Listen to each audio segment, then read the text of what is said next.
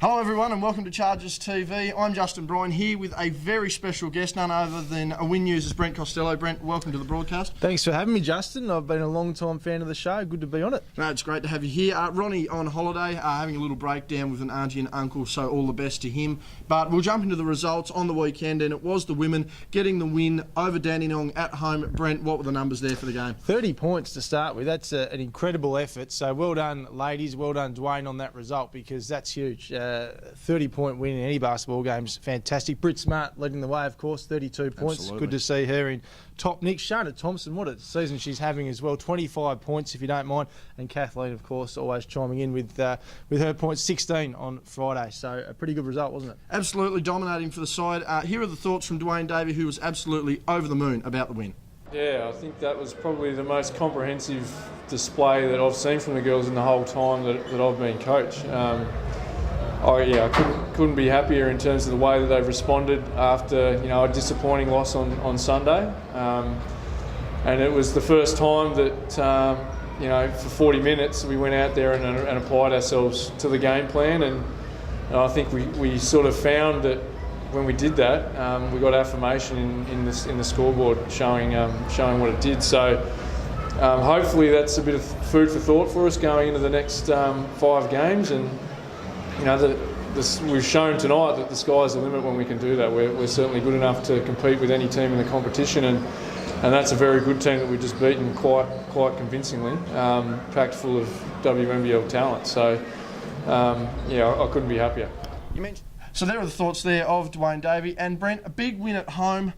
They were a team with Dandenong that were playing some tough basketball, but the girls really didn't falter. They managed to hit all their shots, they rotated on defence, and I think that's been crucial, something that you'd know as well, that Dwayne has talked throughout the season about the lapses they've had and occasionally the effort they've had. Absolutely. What great confidence moving forward too, because we know they're 10th on the ladder, the girls, so a little bit of work to do still to get to that top 8 position, out of 16 teams of course, but 7 wins, 8 losses sets them up pretty well, doesn't it, moving forward to the back half of the season. Absolutely, and Dwayne mentioned during the week the girls needing to win probably 4 of their 6 games to getting to the 8, let alone really try and push the 4, and the girls certainly on their way there. As we look forward to next week, Diamond Valley, Albury-Wodonga, going to be a tough game on the road.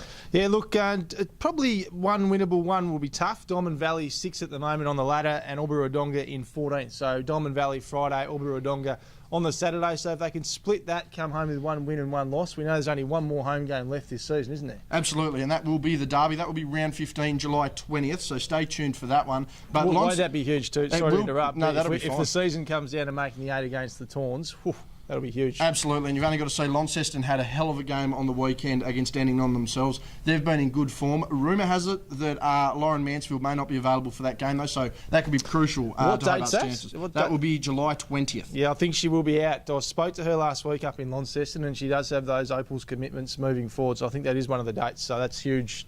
Absolutely. Massive for the Chargers there. Again, if it comes down to pretty much the last game of the season against Launceston, they probably will be out. Will be without Lauren Mansfield for that game, so stay tuned, Chargers fans. And we'll be back right after this.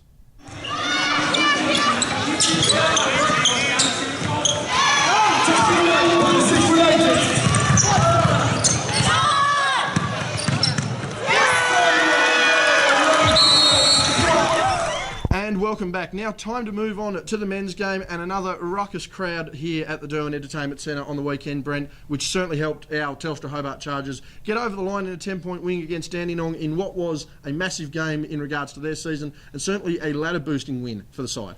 Yeah, it locks us into 3rd, doesn't it? So we speak about how important a top 2 position is to get that first home final. So that's huge as we continue to strive for that. Just having a look at some of the numbers, Trey Nichols, what a recruit he's been for the Hobart Chargers. 29 points, still leads the league in with a points average of 25.9. He is a star, so hopefully we can get his signature sooner rather than later. Absolutely. Coming up to next season, because he's a fan favourite, we know that. Zach White chiming in as well. He's been brilliant, Zach White, 21 points. Craig Moller, 17.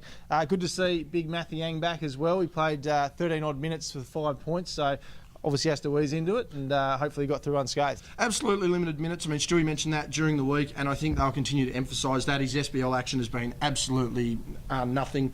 He's been on the bench for most of those games, so it's good to see him getting back into the Siebel and getting some quality scoring along with his minutes. Again, he'll be crucial come finals time. If he's fit and firing, there's no reason why Craig, Trey and Matthew Yang themselves can combine for 70 points on a night. That's absolutely possible. They've shown that during the season. Lucas Barker for Dandenong, a crucial player so far in this Siebel season, potential MVP candidate. Trey had a hell of a game against him and certainly kept him quiet.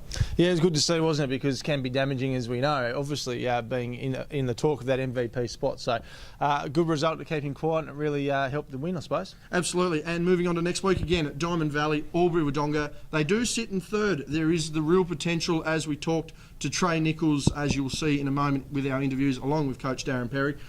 Trey spoke about how they're really now going to push for that top 2 spot, and I mean, sitting in third, there's no reason why they can't go for it. Well, this is a very winnable trip as well. Diamond Valley Friday night, they're in 14th out of the 16 teams in the comp, and then Albury-Wodonga on Saturday are in 12th. So theoretically, we should go away, win both of those games. I'm not sure the exact positioning on the ladder with the other teams surrounding us in third, but that would really help our cause for that top 2, as we said.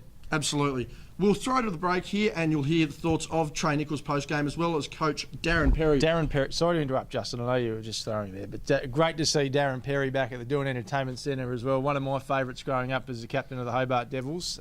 So good to see him. I used to like they had the flat top back when I knew him. He hasn't got that anymore. It does not have the flat top anymore. And speaking to him, certainly a different result last time he come down. Dandenong getting the win in the final, knocking us out. He was a little bit more disappointed, as you'll see in this upcoming interview, but great to have Darren back at the Doon Entertainment Centre. And we'll be back to wrap up the show right after this.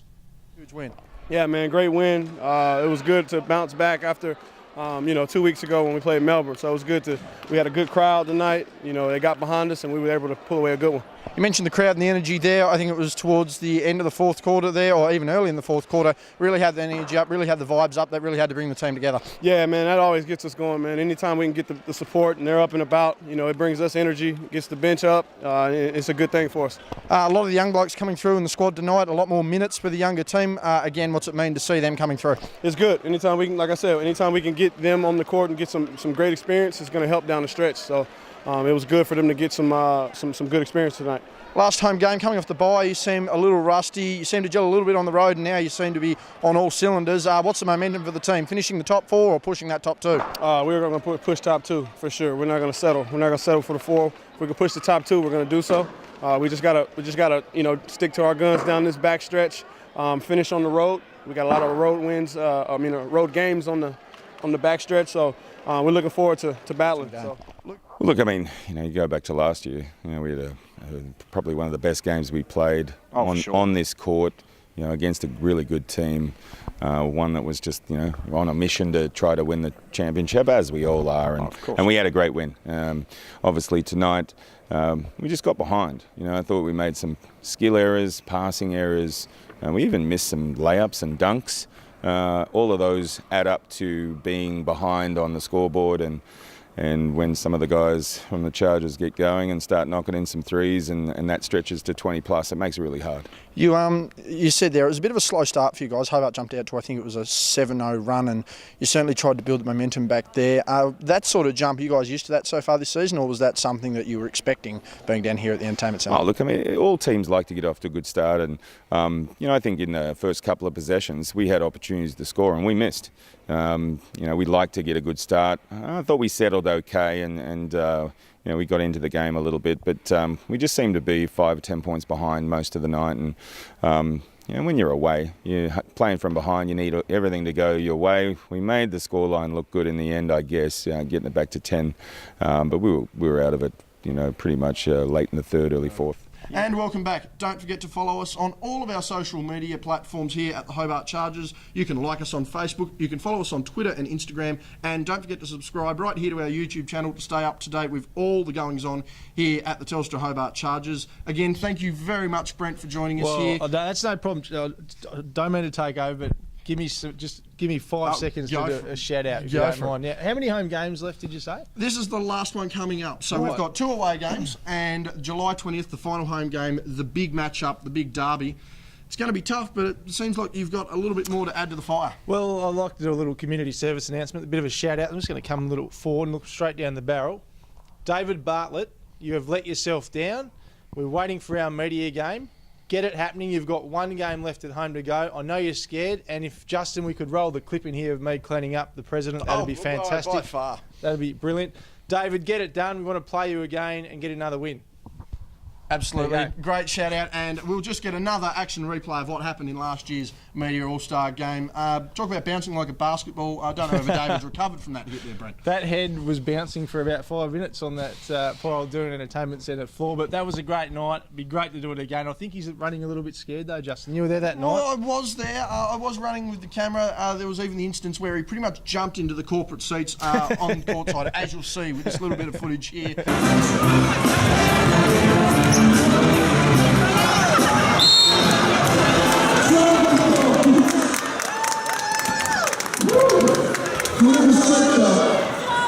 Guaranteed to win, no questions asked.